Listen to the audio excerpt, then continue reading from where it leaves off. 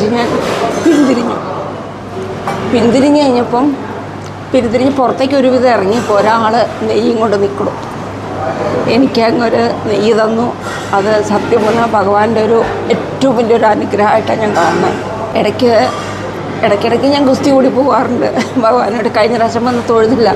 കഴിഞ്ഞതിന് മുമ്പ് പ്രാവശ്യം വന്നപ്പോൾ ലൈനിൽ നിന്ന് കയറാൻ പറ്റാണ്ട് പുറത്ത് നിന്ന് എനിക്ക് പൊക്കം കുറവായത് തന്നെ കൊടിമരത്തിൻ്റെ അവിടെ നിന്ന് കാണില്ല. അങ്ങനെ തൊഴാണ്ട് പോയി. ഇനി ഞാൻ വരില്ല എന്നൊക്കെ പറഞ്ഞു പോയി. കഴിഞ്ഞ പ്രാവശ്യം വന്നപ്പോൾ 2 പ്രാവശ്യം തൊഴാൻ പറ്റി.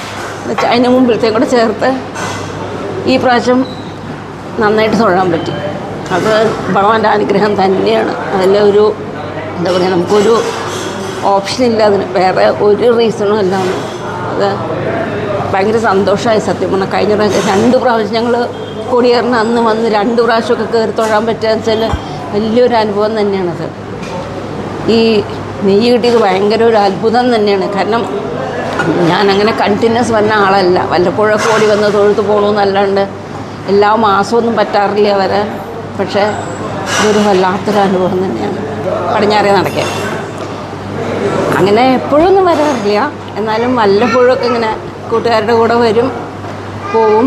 എന്നല്ലാണ്ട് ഒരു പ്രാവശ്യം കഴിഞ്ഞ ഏപ്രിൽ തൈറോയിഡിൻ്റെ ഓപ്പറേഷനൊക്കെ കഴിഞ്ഞ് ഒരു 4-5 മാസത്തിന് ശേഷം ഞാൻ ഏപ്രിൽ കഴിഞ്ഞ ജൂലൈയിലൂടെ ഞാൻ വന്ന് മറ്റേ രാത്രിത്തെ ട്രിപ്പൊക്കെ തൊഴാൻ ഭാഗ്യം കിട്ടി. അത് കഴിഞ്ഞിട്ടൊരു നെയ്യും എണ്ണയൊക്കെ തരുമല്ലോ, അത് വേണമെന്നുണ്ട്. പക്ഷേ ഒരു വിധത്തിലും കിട്ടുന്നില്ല. ആ തിരക്കിൽ എനിക്ക് പോകാനും പറ്റണില്ല. അപ്പോൾ വേണമെന്നുണ്ട്, പക്ഷേ എനിക്ക് പേടിച്ചിട്ട് എൻ്റെ കഴുത്തിന് വല്ലതും പറ്റുമെന്ന്